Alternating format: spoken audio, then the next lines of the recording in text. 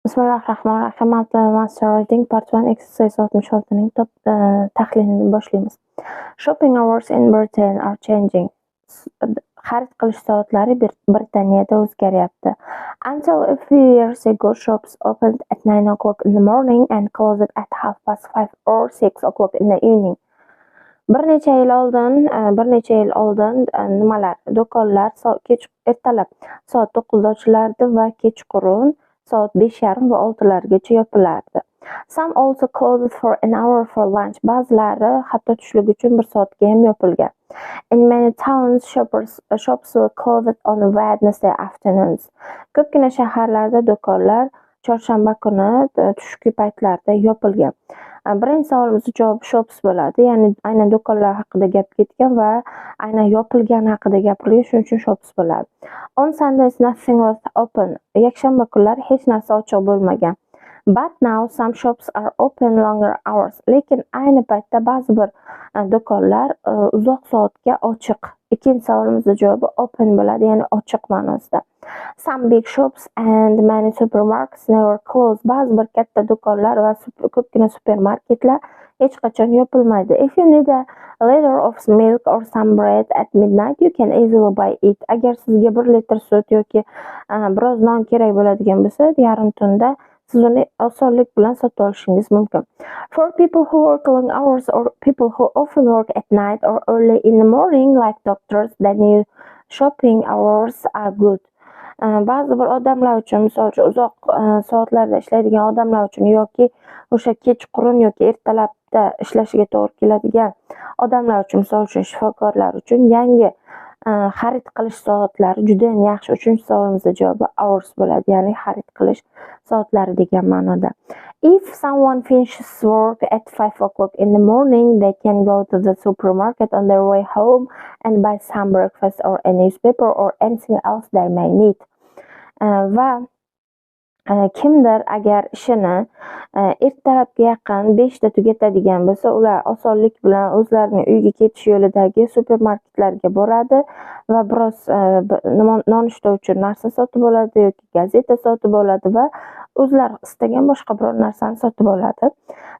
To'rtinchi savolimizning javobi aynan morning bo'ladi. Nimaga morning, evening emas? Chunki ular nonushtasi uchun bir narsa sotib oladi degan ma'noda gapirgan. Aynan breakfast bo'lgani uchun ham morning bo'ladi. But not everyone thinks the new shopping hours are good thing. Lekin hamma ham yangi xarid qilish soatlari yaxshi deb o'ylamayapti.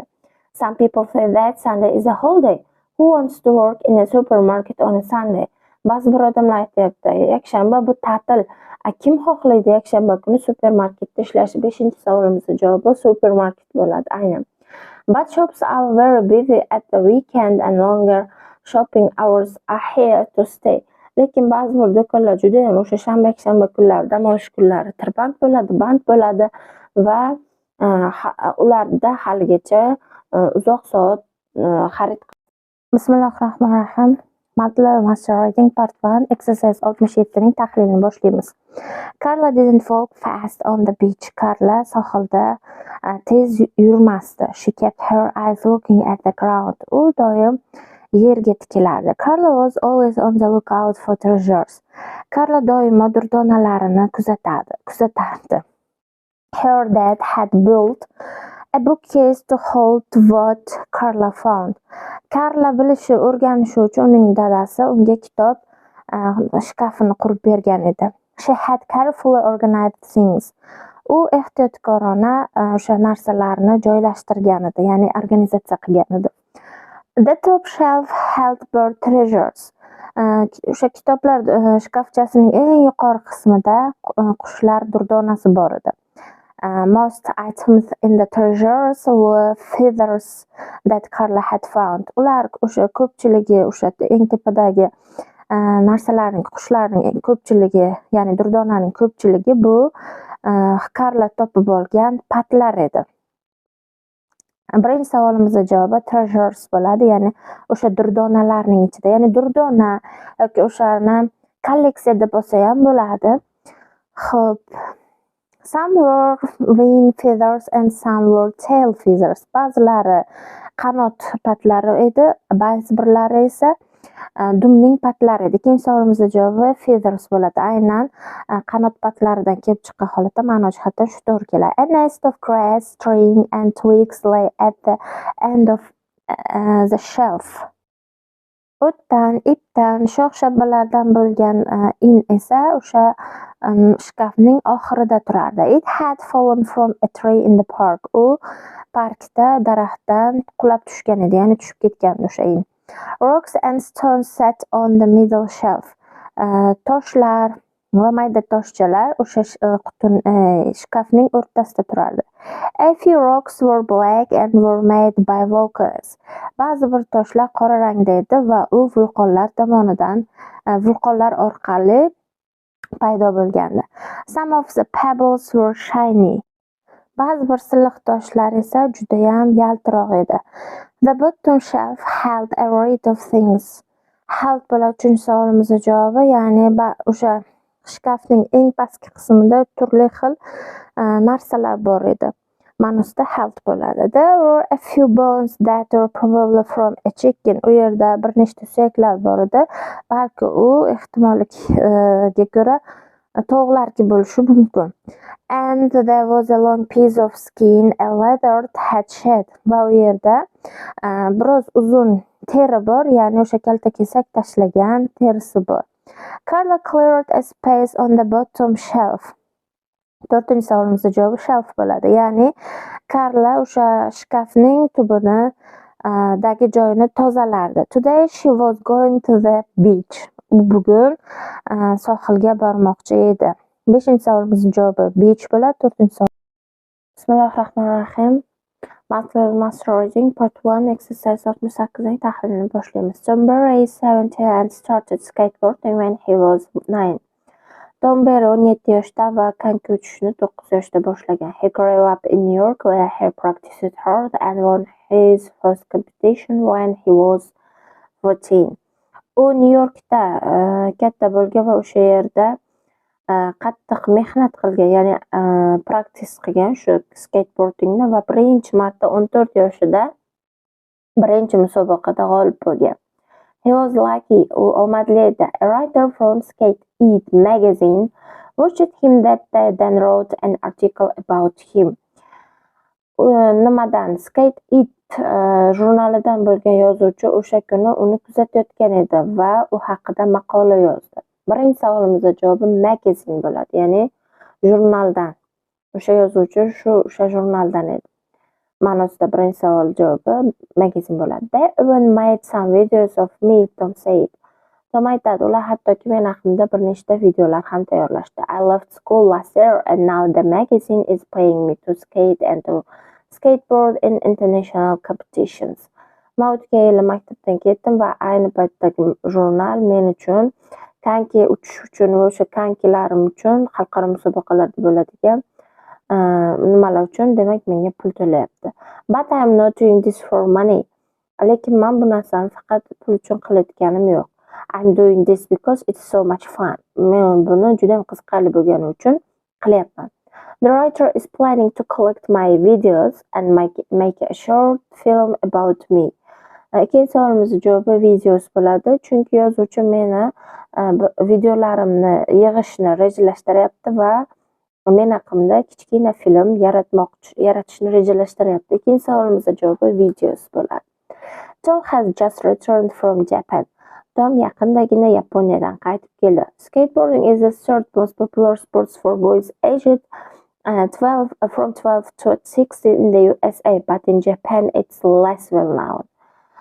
Skateboarding bu Amerika Qo'shma Shtatlarida 12-16 yoshli bolalar orasida 3-mashhur sport turi hisoblanadi. Lekin Yaponiyada u juda ham mashhur emas. I took my skateboard out onto the city street and the traffic stopped as people watched me. Tom said. Tom aytadi, men shu o'zim skateboardimni, ya'ni chang'i uchishni shahar ko'chalarida qildim va bu paytda demak mashinalar to'xtadi, odamlar meni kuzatayotganligi uchun, deydi. O'sha Tom aytadi. A problem for skateboarders in Japan is that there aren't many places where they can skate outside. Yaponiyadagi o'sha chang'i uchadiganlar bo'yicha muammo, u yerda hech qanaqa o'sha tashqarida chang'i uchish uchun joylar yo'q. Skate parks are usually inside big buildings in large cities, so street skating is difficult there.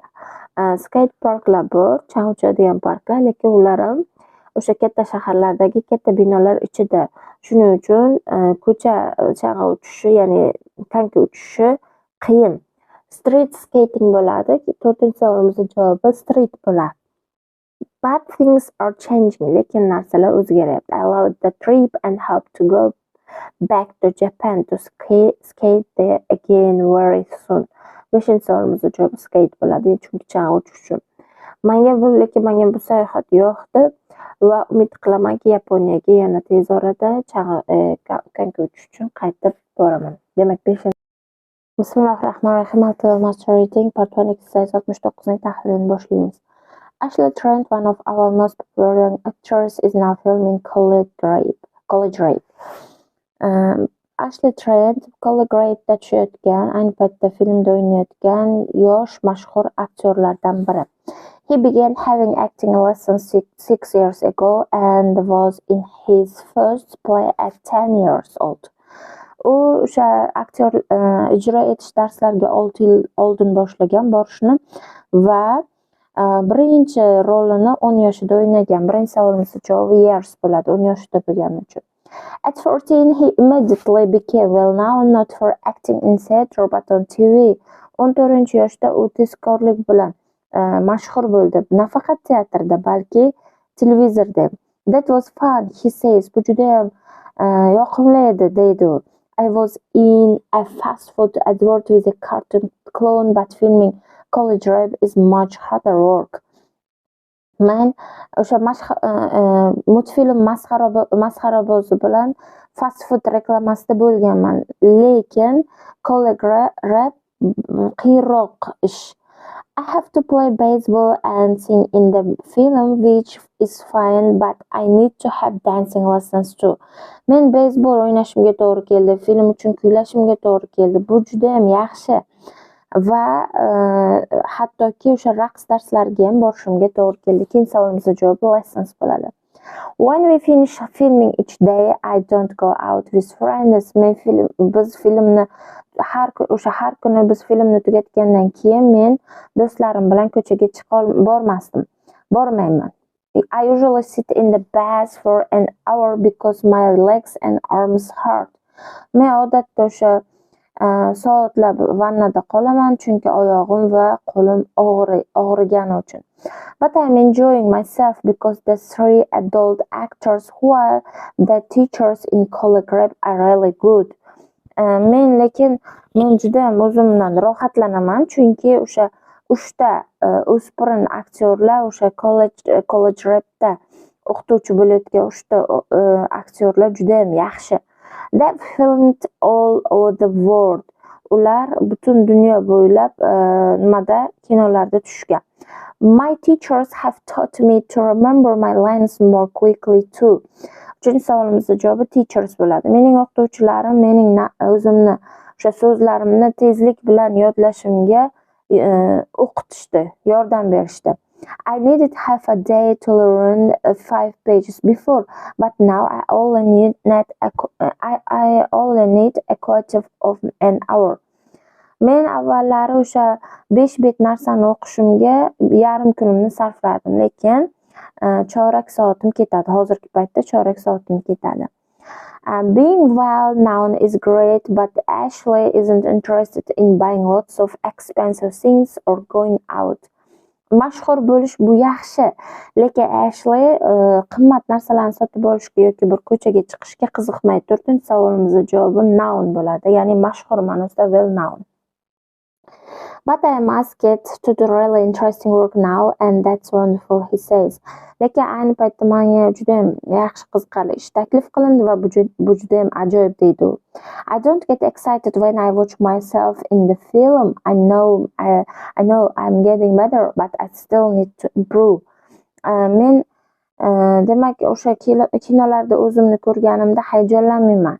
Aksincha men bilamanki men yaxshilanyapman, lekin haligacha nima yaxshilashimga to'g'ri keladi. Yanada ko'p praktika qilishimga to'g'ri keladi. 5.